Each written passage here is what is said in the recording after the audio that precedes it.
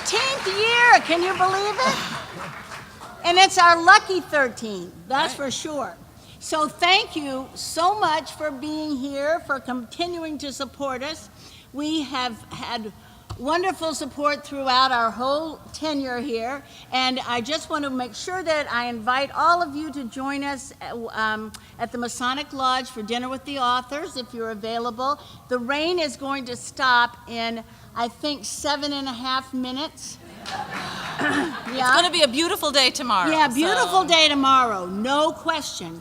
But it's also going to be a beautiful day to walk to the Masonic Lodge, because a beautiful evening for walking to the Masonic Lodge, because the rain is stopping. And if you see a drop, it's lying. So we have, of course, many, many people to thank. And first of all, our founding sponsors, the Newburyport 5-Cent Savings Bank, and also the Institution for Savings. Yeah, let's hear it for the boys. We couldn't do it without them, so that's right. Am I not talking? I don't know. I can't. We're okay. I think we're okay. You can hear us, right? No. No? Okay. I can't believe that it is possible for somebody not to hear me. In my whole life, nobody has ever said, speak up. Can you hear me now? Okay. Okay. All right. I'll scooch over. All right. You talk. Okay. So wait a minute now. Who are we You're thanking? up here. Oh, yeah. Okay. And now the Charles and Mary Ann Small Foundation, the Civic League, Bradford and Bigelow Printers, Gen Wright Signs, the GROG, and the local cultural councils from Georgetown, Merrimack, Newbury, Newburyport, and West Newbury. Jen, it's all yours. Woo! So we also want to thank all of the many friends of the festival, the people who responded to our donation letter, the people who responded to our web donation site. We really could not put on this festival without you, so thank you so much for all of your support. Yes, that's I love all this. of you. I love all this clapping. We also want to acknowledge our Board of Trustees, which include Mary Ann Clancy, Pat Connolly, Grace Connolly, Cindy Dadd, Steve DeGuglielmo, and Dorothy LaFrance. So thank you to the Board of Directors. And I really want to thank the steering committee, because we have got a great group of hard-working people Really that hard. do this all year to make this weekend possible. So that includes our public relations person, Linda Carpino, and working with her is Mafanwi Collins. Doing volunteers is Nana Kennedy. On programming, we've got Sherry Frank, Alfred Nicole, Bethany Duro, Glee Woodworth, Allison Driscoll, Cindy Dadd, and Hannah Harlow. And doing manual labor, we have Karen Kruger. And special events, Sky Woodworth. So thank you to everyone. And of course, I didn't even say Vicki. Yeah. Doing development, we've got Vicki Hendrickson. Yeah, and oh, by the way, in charge of all logistics, all operations, all of the scheduling, guess. Oh, so Guess I'm who the one that you'll be person mad is? at when your favorite things are scheduled at the same time. Jan Awethel. All right. Okay, so now we have, today is Ann Hood Day, and we're going to have Ann and Mayor Holliday, our lovely Mayor Holliday, come out, and she is going to explain how it ended up being Ann Hood Day today. So just 1 second, let me rouse the troops. Here they are. All right.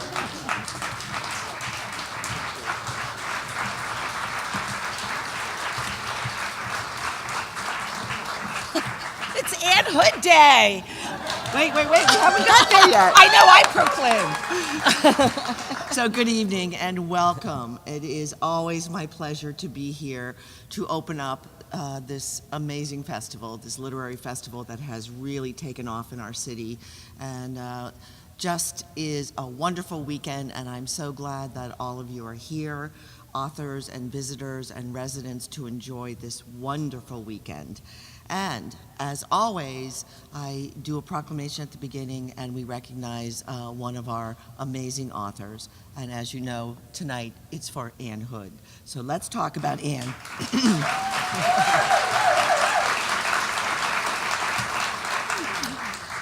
Whereas the Newburyport Literary Festival is pleased to honor Anne Hood as the 2018 recipient of the Newburyport Literary Festival Award. And whereas, born and raised in West Warwick, Rhode Island, Ms. Hood attended the University of Rhode Island, majoring in English. Enthralled with the works of Shakespeare, F. Scott Fitzgerald, and Willa Cather, she believed a good writer needed adventure, and upon graduation, took a job as a TWA flight attendant, traveling the world. Inspiration for her work, right? Right. And during that time, she wrote her first novel, Somewhere Off the Coast of Maine. And whereas, since then, Anne has written several novels, including the bestsellers The Knitting Circle, The Obituary Writer, The Red Thread, a memoir, Comfort, A Journey Through Grief, about the devastating loss of her 5-year-old daughter, Grace. It became a Best New York Times Editor's Choice and was named one of the top 10 nonfiction books of 2008 by Entertainment Weekly. And whereas Anne's essays and stories have appeared in numerous publications, such as the New York Times, the Washington Post, and the Paris Review. She has also received several awards, including a Best American Spiritual Writing Award, American Travel Writing Award, and the Paul Bowles Prize for Short Fiction, 2 Pushcart Prizes, 2 Best American Food Writing Awards, and a Boston Public Library Literary Light Award. And whereas, in this last year, Anne has published another memoir, Morning Star, Growing Up with Books, as well as this year's Literary Festival theme, The Book That Matters Most.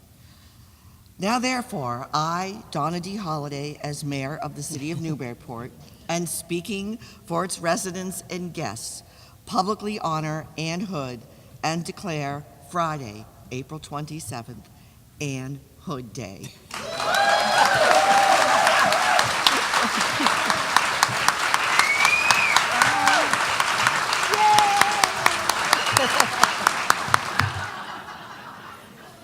All right, full disclosure, she's a dear friend, but I first want to talk about the fact that one of the strange things about the writer life, if you're really lucky, is that sometimes your heroes become your friends. And I want to just quote from a few other writers and critics about Anne's wonderful work. Of her stunning and Italian wife, Wally Lamb calls it a multi-generational masterpiece. Of one of my favorites, the obituary writer, the Washington Post writes, "This is a beautifully structured, deeply empathic book that reminds the reader that a life of waiting is a life wasted." Of the Knitting Circle, her big bestseller, well, quite a few bestsellers, people called it acutely moving, a wondrously simple book about something complicated, the nearly unendurable process of enduring a great loss. Her novel, Red Thread, Dennis Lehane says quite beautifully, "The Red Thread is a work of aching beauty and indelible grace, a novel that elicits nothing less than wonder." Danny Shapiro says of The Red Thread, "Anne Hood has created a searingly moving story about the extraordinary, even magical ways that lives unravel and then connect." By the way, this woman has published 14 books and 10 books of children's literature. She's my age. Jesus. Get to work. Yeah, I know. What's my problem? Okay, I'll meet you down the bar. I'm all done. But her beautiful collection of short stories, The Ornithologist's Guide to Life, the Washington Post writes, "These tales are unpretentious, sometimes funny, sometimes heartbreaking, but all written from a position of tenderness so profound that any moment, on any page, feeling bursts, explodes." And I'm about to explode if that doesn't get turned off. Please turn it off. "Explodes into painful knowledge or knowledgeable pain." Look, this notion of painful knowledge and knowledgeable pain, I'm going to wait. These are the times in which we live, which is why I don't own one of those, and I never will. Thank you. Thank you. And I know you're here to listen, so everybody makes that mistake. Don't worry about it. Just don't do it again. My favorite book of Anne's is the most painful. And I know some of you have read it. If not, you're in for a real journey. It's comfort. And it's her memoir of losing her 5-year-old daughter, Grace. And I'm going to leave it to Anne if she wants to talk about that at all tonight. But what I want you people to know, I don't know if I've read a more powerful book. And I've read thousands of books. And I think the reason I'm going to go on a little bit about comfort is, to me, it's emblematic of the kind of writer Anne is. I can't think of any writer. I don't know, maybe Tolstoy, maybe Steinbeck, maybe Alice Munro, I don't know, who would have the nerve and the incredible writerly tools and gifts and spiritual power to unearth the kind of grief she unearthed in that incredibly gorgeous book. I will never forget it. It's one of those rare books that will change you forever, whether you're a parent or not. And it shows one of my many of my favorite things about Anne Hood. She is one of the most life-loving, generous, big-hearted human beings I know, and all of this is in her wonderful work. Ladies and gentlemen, Anne Hood. I love you,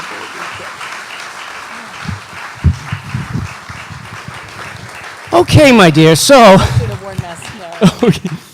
what I'd like Anne to do, I didn't even mention her latest, my God, Morning Star, Growing Up with Books. It is so beautiful. You'll love it. It's 10 lessons in the form of 10 brief essays. And I thought we'd begin tonight by asking Anne to read a very short one, take about 10 minutes. You'll love it. Anne Hood. Thank you. Thank you, Andre. Thank you, everybody. Oh, my goodness, I'm crying already, and I've only been here like 10 minutes. So just a little bit of an introduction. As Andre said, this book is 10 essays about 10 of the hundreds of books I read in high school, trying to figure out a blueprint for the life I dreamed that no one in my, and some of you are going to be nodding your heads as soon as I say this, my old dilapidated mill town could help me make those dreams come true. Everybody said, sure, do it, but we don't know how to help you. In fact, I actually had a guidance counselor who, when I told him I wanted to be a writer, he said, people from here don't do that. So then you pointed to the bookshelf. yeah, I did. Yeah, he said, yeah, you can't do that. And so I said, well, then how do we get all these books? I pointed up to the bookshelves. And he looked and he said, all the people who wrote those books are dead. He was right. They were all dead. And so there's 10 lessons, one, how to be a writer, which I talk about the bell jar, how to dream, I talk about Marjorie Morningstar. And this one, just from those two examples, you see that some are a little more literary and some are not so highbrow. And this one, you can be the judge for yourself, but this is lesson 4, how to buy books. And the book I write about here is Love Story. Still one of my enduring favorites. Every week, my mother took me along with her to the local discount store, Ann and Hope, where she bought curtains, bath mats, and tablecloths on the cheap. Much to her disapproval, I brought my allowance so that I could buy a Nancy Drew book. The entire series was lined up, yellow spines out, the numbers and titles in order, beginning with The Secret of the Old Clock and ending with The Spider Sapphire Mystery. My favorite opening line from a Nancy Drew book. Nancy, we need you in New York City. She was like 15, I don't know.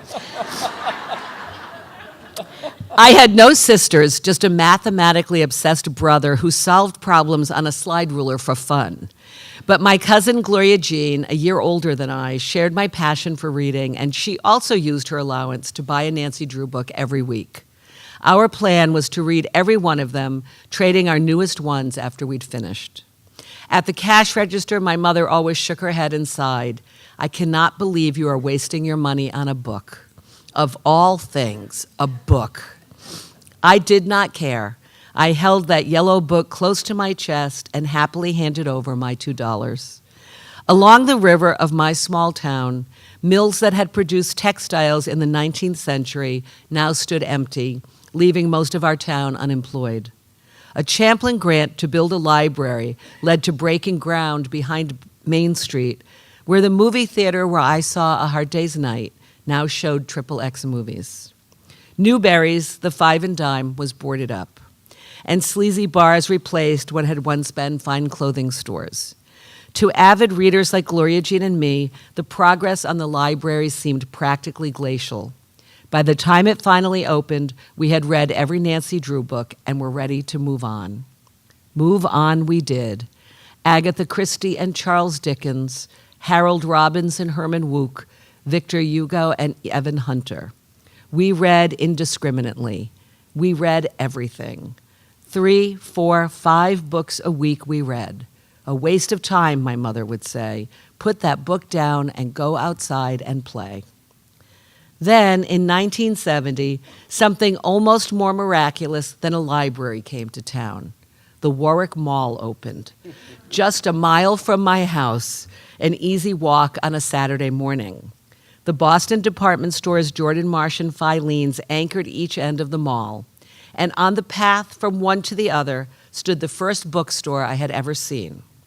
Walden Books was a small rectangle tucked between a fast food steakhouse and a Spencer's Gifts, although the lure of a $3.99 steak and a lava lamp were great. Nothing called to me more than that bookstore. At the front, a wooden display showed hardcover bestsellers face out. Beside it, a spinning rack held paperbacks, more than I ever imagined existed. Sometimes I went there and touched every single book, the smell of incense and French fries from the neighboring stores filling my nose, all of it intoxicating. On one of those visits, the novel Love Story caught my eye. The book was slender, white, with the title in big red, blue, and green letters.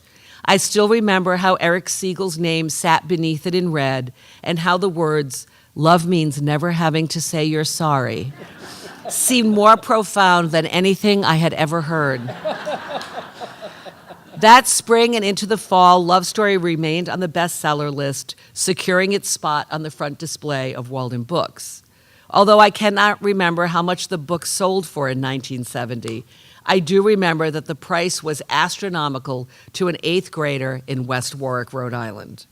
If my mother thought spending $1.99 on a Nancy Drew book was a waste of money, what would she say if I brought home this beautiful, expensive one? One day, as I stood fondling the book and pondering why love meant never having to say you're sorry, it occurred to me that giving a book to my cousin Gloria Jean would be the most wonderful present anyone had ever given her. Even though we owned all those Nancy Drew books, this book, Love Story, was a real book, a bestseller. Imagine owning such a thing. I remembered that the cold weather had arrived and I was wearing my pale blue winter jacket, yet I shivered at the thought of it. I saved my allowance until the December day I could go into Walden Books and buy Love Story, the first real book I'd ever bought, and the first book I would give as a gift. Could the shaggy-haired, green-eyed boy who rang up the purchase understand how important this moment was for me? I don't think so. After all, he stood behind that cash register all day, selling books as if it were nothing special. Muzak Christmas carols filled the mall. Lights twinkled from every storefront.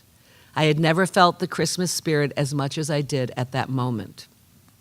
But when the boy asked me if I wanted the book gift-wrapped, I hesitated and then shook my head, even though the wrapping paper there was much more beautiful than the kind we had at home from Ann and Hope. Instead, I tucked the slim book in its Walden Books paper bag inside my jacket and walked home along the snowy streets, past the dilapidated mill houses with their flashing blue Christmas lights, over the bridge that crossed the sluggish Patuxent River, past 3 churches, and up the big, slippery hill. Once inside and warm, I pulled the book from my bag. Then I carefully opened it the tiniest bit and read it from beginning to end without cracking the spine. I think I began to cry at the first line. What can you say about a 25-year-old girl who died? Lovely, beautiful. By the end, when Jenny dies of leukemia and her young husband Oliver delivers that iconic line, "Love means never having to say you're sorry," to his wealthy father, I was sobbing. Certainly I was sobbing because Jenny had died, and because Mr. Barrett had acted so mean to her and Oliver, and because the father and son were reunited. But looking back on it now, I think too that this story of a blue-collar girl from Cranston, Rhode Island, falling in love with a rich Harvard jock, made me, perhaps for the first time, aware of class differences. In my town, though there were a few wealthy families with lawyer or businessmen fathers, most of us were varying degrees of middle class. We were used to the kids, many of them, on what we called then welfare. We barely took notice of the kids who couldn't afford rain or snow boots and came to school with Wonder Bread bags tied around their shoes with rubber bands. Jenny and Ollie, I realized, came from two very different worlds, and those worlds did not easily accept each other. What would my place be in this big world I wanted so desperately to see?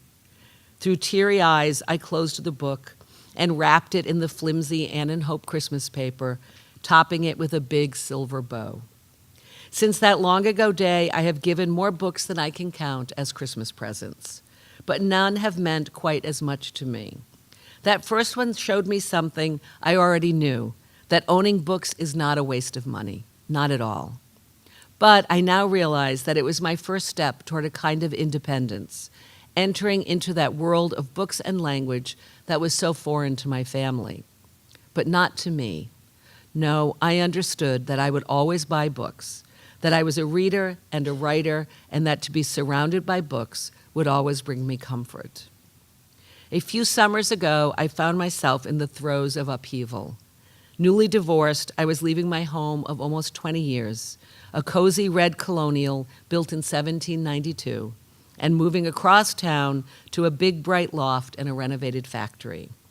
Of course, the week I had to pack up my life and move was the hottest one of the summer, with temperatures and humidity in the 90s, and that old house had no air conditioning and windows that stuck shut when they swelled. In those hot, airless rooms, I packed up my life. The carefully saved art my kids had made, my enormous stash of yarn, the Italian pottery I'd so carefully collected. My final task, the rows and rows of books that lined 3 walls of one room. Back when I moved into that house on another summer day, I had happily alphabetized the books and separated them into categories: fiction, memoir, biography, poetry, drama, reference.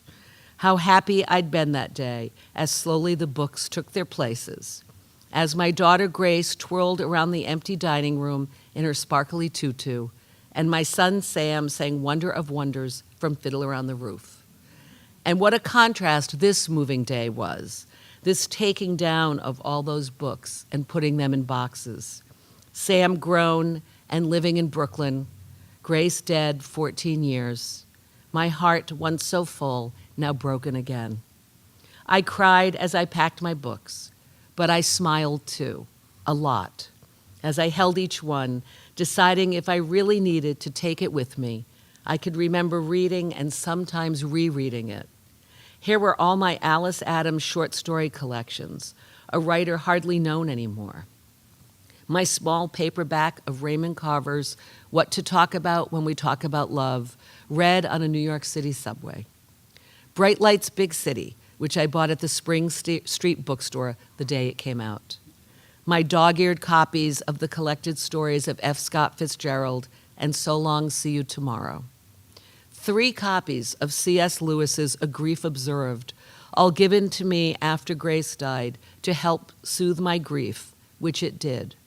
Her absence is like the sky, Lewis wrote. It covers everything. So many books, each of them returning a piece of myself to myself. Starry-eyed optimist, new writer, single Manhattan young woman, grief-stricken mother. My new home had no built-in bookshelves, so my books stayed in the dozens and dozens of boxes until those new IKEA shelves could be built. until one day I looked up and the boxes were gone. The books, alphabetized and by genre, lined up again. What is this life? I ask myself almost every day as I look around my new home, so big and sunny. I've bought a turntable so that I can even play my albums again. Those songs of my youth also return to me. And the lines that had so moved me as a teenager, that played even as I sat on my bed and read Love Story, move me still, perhaps even more true all these years later. I have my books and my poetry to protect me.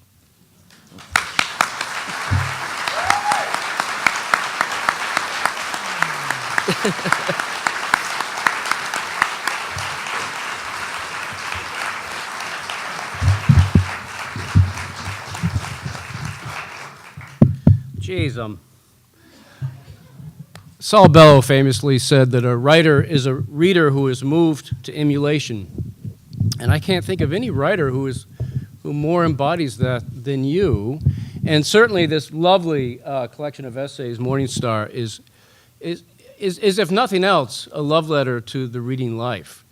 But I'd be curious. I've got a bit of an idea of areas I'd like to hit, but we can just go where it goes, Anne. But I think it'd be really helpful and instructive and maybe just fun for people to hear how it is that this blue-collar Italian-American girl from West Warwick, Rhode Island, found books and then therefore found writing. And I guess my question ultimately is, do you think you'd be a writer if somehow you hadn't found books? I don't think so. I mean, honestly, I think, when people ask you, you get this all the time, I know, my grandson or my daughter or I want to be a writer, what do I do? And I always have the same answer, read. Yeah.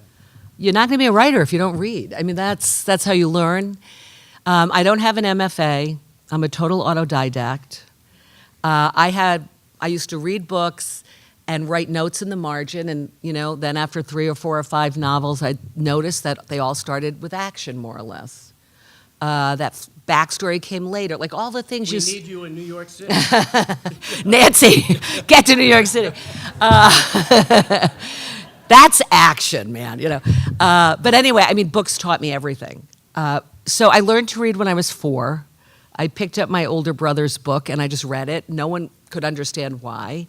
I remember the great delight of the letters that I had driven my parents crazy, singing that alphabet song over and over and over. This great delight of seeing, they form words, and words form sentences, and these are ideas, and these are stories. The first word in that book of my brother's was look, look. You all read it. It was excellent. My favorite page was up, up. It had a picture of clouds, little Jane and, what was his name? Dick and Jane and Sally. We're down there. They were down there looking up. Big Dick Run. Yeah. But as I said, I grew up in a household without books, and so I was the kid reading the Fruit Loops box. Then I started reading the newspaper when I was 5 or 6. I read Dear Abby Loved. Still remember the advice, still take it. Loved Hints from Heloise, where she'd tell you to do things like save your old onion bags and use them as hair nets and things like that. And then those Nancy Drew books. And then my 2nd grade teacher had Childhoods of Famous Americans in the back. I was just like hungry for books, just hungry for books. And the library did not open until 5th grade. I walked right past the kids section and dove into real books. Okay, that gives me a segue into the first book that really captured you, right, was Little House on the Prairie. Can you tell everybody briefly the story about that moment where you didn't stand up and do the Pledge of Allegiance and you missed it and you got in trouble and what happened? Yeah, it was Little Women. Little Women. One of those little books. Little Women. Yeah.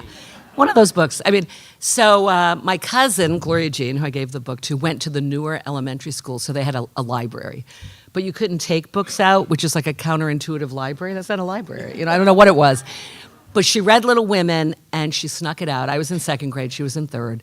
She handed it to me. She said, you have to read this. And I start reading it, and I'm like, oh, I am Jo March. Like, this is me. And I started calling my mother Marmee, and she's like, stop. Stop. I am not Marmee. I don't even know what you're talking about. It was Italian. Yeah. Marmee what? No. Or as she would say, Mommy. And then there was this great part in the book, which you guys might remember, where they hold baked potatoes in their muff when they walk in winter. So I asked to not wear my mittens, and could I just carry a baked potato to school? To which my mother said, "Why are you so weird? Like, you are the weirdest kid anyone's ever met." So anyway, I'm so immersed in this family. I want to be them. I would actually take the book to the basement and like act out scenes and things. And this is a big spoiler alert if you haven't finished the book yet. There are 4 sisters, Amy, Beth, Megan, Jo. And, okay, here comes the spoiler. Beth dies. And, but she's sick for much of the book. She has like pink cheeks and she reclines a lot. And she still does the plays, but, everybody knows how frail she is. Then I get to this chapter called In the Valley of the Shadow. And even at 7, I was like, ooh, Beth's going to die. I mean, that title, a little heavy-handed, Louisa May. But anyway, so I start reading it, and it's really like Beth's going to die. People are called in, and, Jo is in Europe, and like stuff is happening. So I bring it to school. And it was 2nd grade. My teacher, Miss Nolan, I had a total crush on her. She was like 1,000 years old. She had that blue hair, that teachers used to have. She had the glasses that made your eyes look like they were in an aquarium kind of thing. Spackle, like I have on now, but spackle. 2 circles of liquid rouge. A flowered dress that kind of came mid-calf. She used to belt her breasts. She was like, it was that kind of like... The thick stockings, the orthopedic shoes. I loved her. She used to smell like mothballs, which I thought were the most exotic. I used to sniff her all the time. Anyway, she would come in. This was called the morning exercises. And she would come in, and we would all stand up. 40 kids, public school, crappy town, 40 of us. We'd stand up, and she'd say, "Good morning, children." We'd say, "Good morning, Miss Nolan." And then we'd do the Pledge of Allegiance, sing a patriotic song, have a moment of silence, sit back down. I've got this book in my lap, and like Beth is going down, and I don't hear her come in. I'm not aware that the class stands up. When they sit back down, I kind of look up, and Miss Nolan is staring at me, and she said, "For not doing the morning exercises, you have to stay in from recess," which came at 10:10. I held my breath. The clocks were so noisy, it like clicked to 10:10. Everybody went out 2 by 2. She beckons me forward. I'm like clutching Little Women. She said, "What were you doing?" And I just held out the book. I said, "Beth died." And I burst into tears. And I fell to the ground, That's how a book affects you and can still affect me in a way, still that way. And that teacher, though, did something remarkable. She did. She said to you, "Anne, I want you to stop going out to recess." Can you guys hear me without the mic? Yeah, here, take it. She said, "I want you to stop." No, keep it. Okay. "I want you to stop going out for recess, and I want you to read all this. I want you to stay in and read for recess." Yeah, she, when I told her I was reading Little Women, she was a little dubious. She said, "Tell me what it's about." And so I told her in more detail than that woman wanted to hear because I loved the book so much. And then she looked at me long and hard, and she said just what Andre said. "I don't want you going on. I want you to read all these books," which I know there are teachers out here. What a gift. Like, she saw a kid who was hungry, and she fed me. And she fed me exactly what I needed. I read all those 2nd grade books. She went and got the 3rd grade books. I read all those. She went and got the 4th grade books. And by the time I left her class, I had read all those books. A great sort of PS to this story is that I was giving a talk at a senior center in Rhode Island. And I told the story, and a woman got up and said, "I'm Virginia Nolan's sister." And we both burst into tears and like ran slow-mo into each other's arms. And I'm like hugging her, and Virginia Nolan had died many years before, but I'm hugging her and kind of doing some math, and I realized this teacher I thought was so ancient was like 50. She was not so old, but it... Miss Nolan!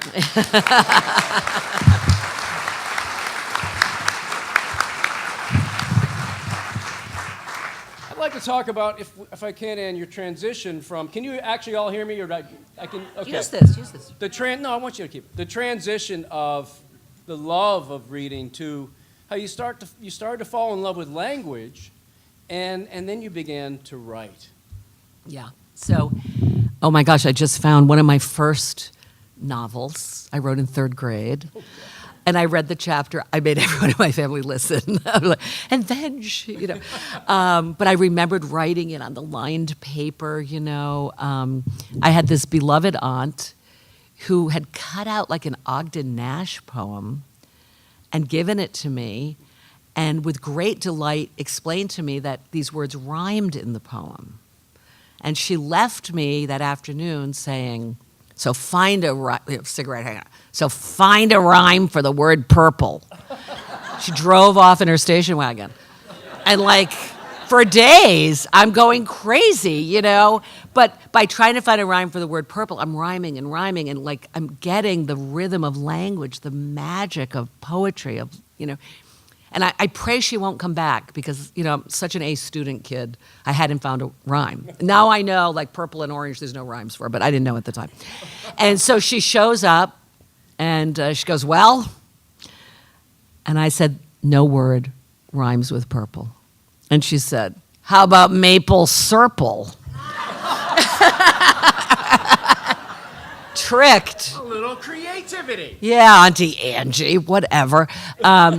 But the challenge was so great. And I fell in love with language, and I started writing plays and little stories. And my father would take me every Saturday to the post office, and I would mail my novels, these 11-page handwritten things, to Bennett Cerf at Random House, who I knew about because he was on a game show called To Tell the Truth. And on one of those shows, there was like a kid he had published at the age of 12. And little did I know, like, that kid was some famous person's kid. But I believed it. He'd been found, discovered. And so my dad would dutifully take me, and I'd have the self-addressed stamped envelope, and we'd mail it off, and it would come back, of course. But I never felt that. I'm like, well, someday he'll take it. I just believed I would be a writer. It's so weird in this world where that was such a foreign thing. And I wrote, like all of us, terrible stories, haikus, the haiku. I like haikus. I like them now, but a kid haiku is pretty 575, yeah, whatever, yeah. Anyway, so, and then I just kept writing and writing, but I never showed it to anybody. I mean, I would get A's in English, and, when we did the creative writing part, I always liked that, but I was very much a closet writer.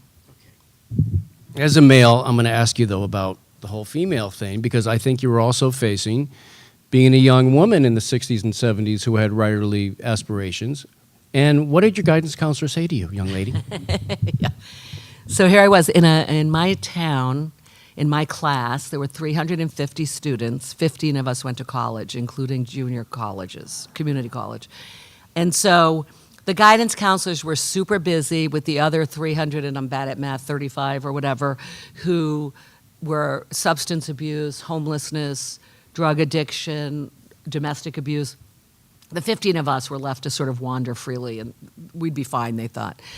And but yet we were all 350 of us, required to go to the guidance counselor and announce what we were going to be, And this was Mr. Stone, like 1969, when teachers had to wear suits every day. And he owned exactly one, this brown corduroy. I mean, he would schwitz like, in May, he'd be like, ugh. Brown corduroy, aviator glasses, the sideburns, So he says, all right, what do you want to be?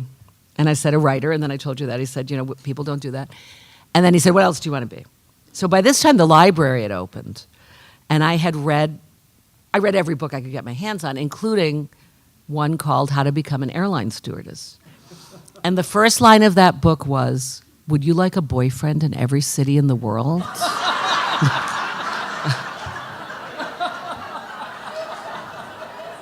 Yeah, I would. So I said, well, then I'd like to be an airline stewardess. And he said, what is wrong with you? Smart girls don't become airline stewardesses. I said, well, I'm out of ideas. I had writer and I had airline stewardess. And he said, Anne, just become a nurse or a teacher or make your life easy and get married. So that was my 1969 advice. To his credit, that guy came to every reading I did in Rhode Island. I'd moved away, but I would come back. He would show up, older, kind of shuffly, same suit maybe, I don't know. And he'd come and don't tell the story. And I have to tell the story, Mr. Stone. And he said, I just don't want to know how many young girls I gave that advice to. He really felt terrible. So yeah, I became an airline stewardess, like you do. Like you do. And you become an airline stewardess, and wasn't it a moment when it was late at night on some intercontinental trip, and all the customers were sleeping, and you realized, wow, it's kind of quiet back here. I could do some writing. Yeah. Isn't that where you actually began writing seriously, on a plane 30,000 feet up? Yep. Yeah, on international flights, I learned quickly that if you gave a lot of booze to the passengers, they passed out. Because they're overnight, you know, and so I'd go, hey, here a couple brandies. Here, you want more wine? Here, take it. And soon they all slept happily, and it's a boring job in many ways. I loved it. I did it for 8 years, but a lot of it's boring, especially on international, because like a flight to Athens would be like 10 hours, and you work for like 3 of those, you know. And one day I was sitting there, one night, everybody's asleep, and I have been working on this idea in my head. I had little notes in a little notebook, and I said, I can write. So I would sit on the jump seat and write. And that's how I wrote my first novel, Somewhere Off the Coast of Maine. Sitting on the jump seat while everybody slept. You know, then they'd ding for something. You'd be like, I'm in the middle of something. Well, you'd go and bring them their soda or whatever and go back. Yeah, so that's how I wrote it. That's such a good story. That's when people say, how do you become a writer? You have to write. So no matter where, that's why I have very little patience but I have kids, or, you know, I have to sell insurance, or, it's like, I know. A writer writes, right? You know that. Yeah, I do. You sat in your car. And that's one of my questions, too, because there are always a lot of writers come to Yeah. this festival, and, you know, you are remarkable in many ways, Ann Hood, and that's sincere, you know, I'm not just saying that. But you really juggle a lot of big things. You know, parenthood, spousehood, you write prolifically and beautifully and keep publishing. You also are in demand as a public speaker, and you do a lot of writing teaching. You know, feel free to wade into any of these questions any way you want, but I've heard some gems come out of you at writing conferences where we've taught together. What are some of the biggest challenges you see that young and maybe not so young writers are having lately, and what do you find yourself saying? I know you're not going to be surprised by my answer because I know we agree on this, but nothing makes me crazier than someone in a writing workshop or who comes up to me during a Q&A and talks about their platform, who talks about something other than the writing, talks about social media. I'm like, well, if you're spending all your time on that, when are you writing? And when are you perfecting your craft?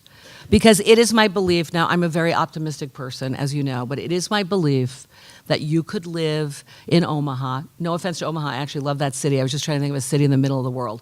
You could live in Omaha and not know anybody in New York and not do Facebook, and you could write a glorious novel. That people will read. That people would love and read, and someone would buy. So this idea that you need to like create a blog and have how many people are really going to read your blog? How many people that's going to make a difference? Those hours could be spent perfecting the craft. It makes me crazy if people don't really study the craft. Because it's hard. I mean, it's not like working in a coal mine. Like every day I'm thankful that I do the thing I love and that it's a pretty cushy thing to be able to sit in bed all day, you know, eat bonbons and write. So I'm not complaining about it, but it's hard work. You write in bed? Maybe.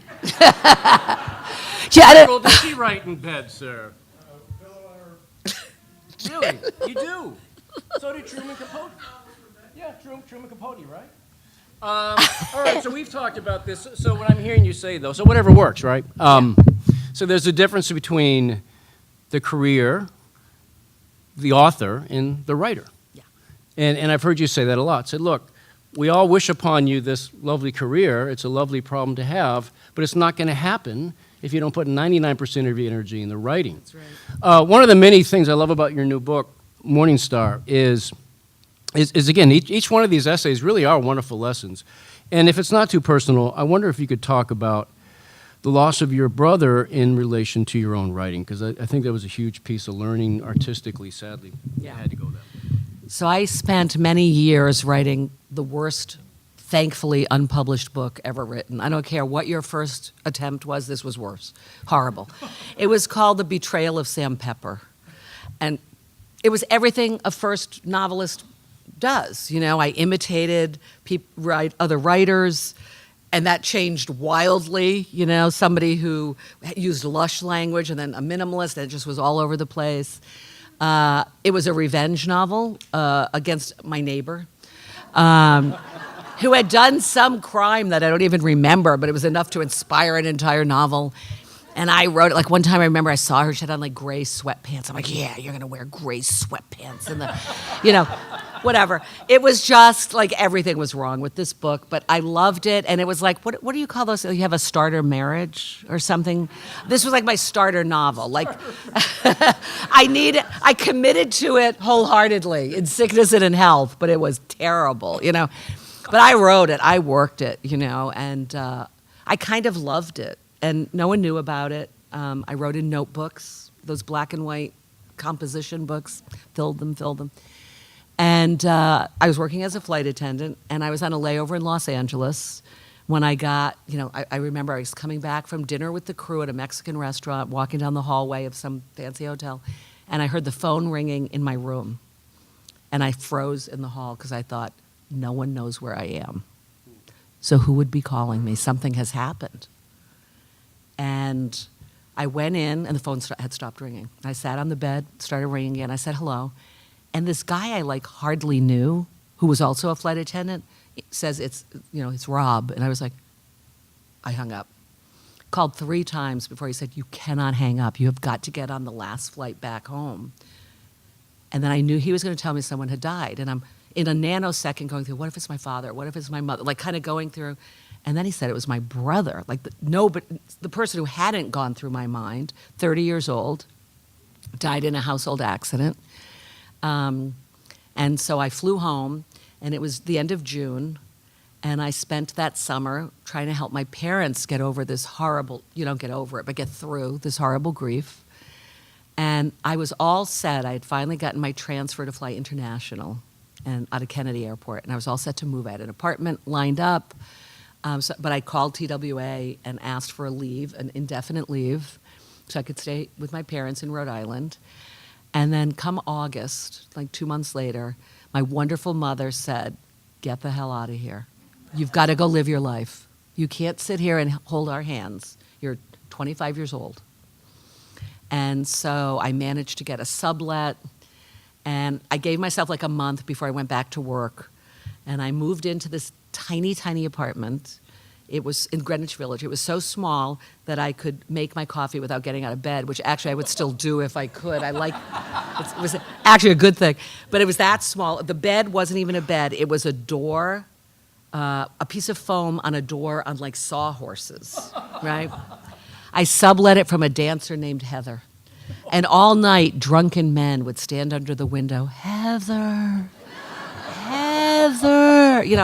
all night. Lucky Heather, So anyway, by this time I had acquired an electric typewriter, the kind with the ball. I never remember what it was called, but like a Selectrix or something, yeah. And so I sat down, I moved in, I sat on that ridiculous door thing, and I looked around, I'm like, I live in New York City.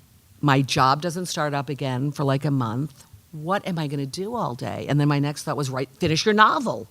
Finish The Betrayal of Sam Pepper. So I pull it out, and I said, I've got to remember where I was, So I sit down, I start reading it, and I was like, this is the worst book anybody's ever written, which was a great lesson that I still believe in, and I give to anyone out there who's an aspiring novelist. Put that thing away when you think it's the greatest thing since sliced bread, because when you look at it anew, the problems are so glaring. But I mean, this was worse than problems. This was awful. And I took it, hundreds of pages, and I put it right in the dumpster on Sullivan Street. I went back upstairs to my little hovel, and I thought, okay, Anne, write a real book. Why do you read? You read to understand the world in which you live. What is writing really? But as Joseph Conrad said, to understand the human condition. You just had one of the most life-changing things happen to you. Figure out a way to write about it. And I typed this sentence: to Sparrow, her father was a man standing in front of a lime green Volkswagen van in 1969. And that is the first line of Somewhere Off the Coast of Maine. Like I understood why we write and what an archaeologist you have to be to write. There's a wonderful line I love from Willa Cather, who said that a writer is at her best only when writing within the character and range of her deepest sympathies. And it's a beautiful piece. It's actually not, it's kind of useless as advice because it's, I mean, do you begin with that? Well, character range of my deepest sympathies. Well, I don't like homelessness or global warming, but I think it's very useful after the fact where you know whether or not you've been writing from your center, whatever that is, whether it's spiritual, emotional, intellectual, usually all three if you're lucky, and something else. But what I got from that moment, too, in that story is that there was something about the heart of grief you were in over the loss of your only brother and sibling, Skip, that puts you in an artistically central place from which to dream that novel. Yeah. Is that accurate to say? Absolutely accurate. Oh, man, life, huh? So interesting. I want to ask about the various forms. And then, actually, because we have a little time, I thought Memphis Hurricane, that's what I call Vicki Hendrickson. We can do a little Q&A, too, right? Because I think so. I think we should do it now. Yeah, I got that vibe. I'm going to just take that order from Vicki and turn it over to you people. Let's, first a round of applause for Ann Hood.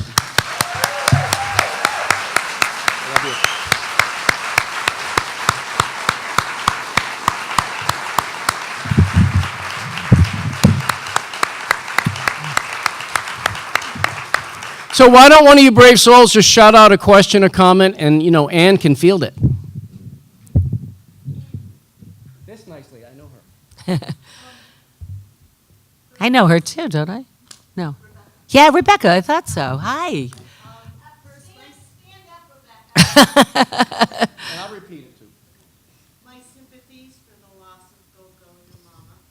What I wanted to know was, how did she and the rest of your family, how did they begin, when and how did they begin rejoicing about you and books and writing? Yeah, when did my family begin rejoicing about books and writing? So my Auntie Rosie, she was the one who was always smiling while she was like stabbing you in the back, that kind of person. So I had announced, I sold my first novel, It took like 3 years for it to come out. It didn't, first of all, it wasn't written, so I had to kind of finish it. But every time I saw her, she'd be, I thought you sold a novel. I thought you wrote a book. Where's the book? I was at Walden Books. They don't know about you. They don't know your book. No one's heard of that book. Year after year, 3 years. And then finally I brought her cases, here, Auntie Rosie, my book. I say this only because everybody in my family, I would say, was very proud, but honestly, they did not know what to make of it. My mother sent me applications to work at the post office for years. But you have retirement and a vacation. I'm like, Mom, I publish novels. I make money, but the post office is better, So, they rejoiced, but they did not get what I did. They'd say, oh, it's Christmas time. My mother and my aunt, December 1st, come over. They'd each hand me money and a list to do their Christmas shopping. And I'd be like, okay. And if my aunt would keep a list, she'd say, I don't like what Becky gave me last year. $10 for Becky. I'd say, you cannot buy a gift for $10, Auntie. Oh, find one. Gloria Jean, she gave me a nice plant, $30. So this was the kind of list I had, And when I'd say, I'm getting it done because I'm working, I'm trying, they're like, you can go, what are you doing? What do you mean you're working? Yeah, sitting up. So they didn't get it. Cousin Becky, $10. Yeah. Well, it's important. You came from a culture that didn't support that. Yeah. This kind lady, go ahead. Yes, you. So you've written about grief in memoir in the form of writing about your daughter, and you've written about the loss of your brother in fiction. You're one of those few writers who could write really beautifully in both those genres. How do you know, which genre, like if you're working through something, how do you know, okay, this one I've got to do is fiction, or this one I've got to do is nonfiction? So how do you know whether a story is fiction or nonfiction? Such a good question, and my answer is terrible, but it's true, which is I don't know. I just understand. Is that the same for you? You just know it's... It'll tell you. Yeah, it tells you. When I wrote Somewhere Off the Coast of Maine, which to me every page is about losing my brother, but no one would ever know that, I never imagined I would write nonfiction. Because I think when you're a kid growing up and you want to be a writer, you don't say, I'd like to write my memoir. I mean, you're 8, or 10. You want to write a story like Nancy Drew or like Little Women. You don't think of it that way. So even at the point I was writing that, memoir was not yet popular. I mean, it was like 1982. And so I just wrote it as fiction because that's what I wanted to write. As time passed and I began writing more and more nonfiction, stories actually did, as Andre said, tell me what they were going to be. Now, I will say that my daughter Grace died in 2002, and I didn't write for over 2 years. And one day I was knitting, and I was thinking about how knitting could save the world, like you do, like you think that. I always thought if people knit, they would not be sad. There would be no more war. There'd be no high blood pressure, and everyone would have mittens. I mean, it'd be a great world, And then I thought, well, that's ridiculous. You can't teach everyone to knit. And then I thought, well, you're a writer. You can teach everyone to knit. You can write a novel in which knitting helps people. And so I began my novel, The Knitting Circle. It's actually kind of funny because I called my agent. As I said, I hadn't written in a couple of years. You know this story. I said, I'm writing a novel. She cried. I knew you'd write again. What's it about? I said, it's about 7 women in a knitting circle. And there was a giant pause. She said, and they knit? And I said, yes. And then there was a bigger pause, and she said, for like 300 pages? Yup. But anyway, at that point, yes, I wanted to write about, the magic of knitting. But I was also in an emotional place where there was no way I could have told that story as nonfiction. It was too painful. Like, the last thing I wanted was to spend 6 hours a day locked away in a room reliving the worst thing that ever happened to me. But of course, I realized later that's what we novelists do too. I mean, you have to get the emotional truth of what you're writing about, and it's just as painful and hard to get there. But the prop of fiction helped me, Yeah, that's a good answer. Another one, comment, question, joke. Dyke. A lot of young writers start writing, they think they've got something going, and then I think they, at some point, say, well, who's going to read this? Can I get an agent? Can I get a publisher? When was your moment when you realized that, you hadn't maybe been published in a large way, but that you felt that what you had to say was valuable and you couldn't take it to market? When do you know that you're ready for an agent or publisher, right? And how did I know? So imagine me in 1984. I'm a flight attendant. No one I know is a writer. No one. No one I know reads much. I live in Greenwich Village in New York City. Every 3 days, I walk to the West 4th Street subway station in my little uniform, dragging my rolly bag, and I go to like Paris and Vienna. I mean, I was not in a world of writers and writing. It never occurred to me to think about an agent. I didn't know you needed an agent. I didn't know the difference between an agent and an editor when I got an agent. Like, I was in a different world, and I have to say it kind of served me well. I had a darling boyfriend who read the beginnings of Somewhere Off the Coast of Maine and said, you should take a writing class. Like, NYU's like right there. And so I marched over. I would never do this now. I don't know, being 26 or something, you do crazy things. I marched over. I actually was reading I don't like that writer. Yeah, no, I don't want to. I never heard of this one. Oh, E.L. Doctorow. I read Ragtime. Hi, sir, may I take your writing class? And he says, I don't care, sure, come on in. I can't ever list him as like someone who read anything I wrote, because he said, I won't read what you write because student writing's terrible. I don't waste my time. I was like, okay. So I take this class. He never reads anything, but I learned a lot about writing. He talked, Then my same darling boyfriend says, maybe next time you could take one where they read it, So I go back, and the secretary says, you don't go to school here. You actually can't do this. You can't just walk in. And I said, okay, well, can I pay somebody? I don't know. And she says, no, you have to go to school here to take these classes. So I said, okay, you know, what a stickler. So I enroll not in the writing program, but I get a master's in English. Because when you're in the English department, you can take writing classes at the time. I mean, this is back in the dark ages. So I go to sign up, and she's like, okay, now you're not in this program. Like, I said, but I need a writing class. And she said, well, no one signs up for this guy. He was an editor. They all want Il Doctoro and the writers. He was an editor. He was the editor-in-chief of Viking. Go in his class. So I did, and I loved this man. I loved him. And he said to me the words that every writer, to answer your question, I'm very long-winded, he said the words every writer waits for. He said, you got it. You're going to do it. And I just got you into the Bread Loaf Writers Conference. To which I said, I can't go. I work in August. I have a job here. I said, summer's the busiest time for flight attendanting. You know, I can't go. And he's like, no, you don't understand. You have to go. Like, I just pulled a lot of strings. You've got to go. So I call TWA and I say, I've got the flu and I'm going to be sick for 10 days. And I get myself to Vermont, and I feel like I have landed in heaven because people are sitting around talking about point of view, the things I thought about that I didn't know anyone else in the world thought about. They are talking about revision. I'm listening to John Irving talk. I'm listening to Linda Paston read a poem. I mean, it was just heavenly. And the writer I worked with there, Nicholas Delbanco, said, your book's going to be published. And here's my agent.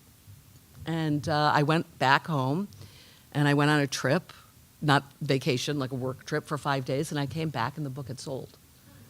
And so I think it was a blessing to not think about the stuff that you're asking, although it's obviously what you should think about. And, I can't give good advice because I was just like a little innocent nymph running through the writing world, not even knowing what I was supposed to do or who I was supposed to know. But I think that lack of a career consciousness helped you stay focused on the writing. It does. It does. Like, when people at Bread Loaf, I was teaching there, and a woman, you meet one-on-one with the wonderful students, well published often. You don't even know why they're taking the class. Yeah. And I said, do you have any questions? What are your questions for? She said, I want your life. I said, you don't, actually. You don't want my life. She said, I want your writing life. How did you get there? How did you do it? What was step one? She had a plan. And I said, I don't think it usually works that way. Write a really good book and then ask these questions. And read great. I'm Pollyanna. This is what I think. Yeah. Ladies and gentlemen, Ann Hood.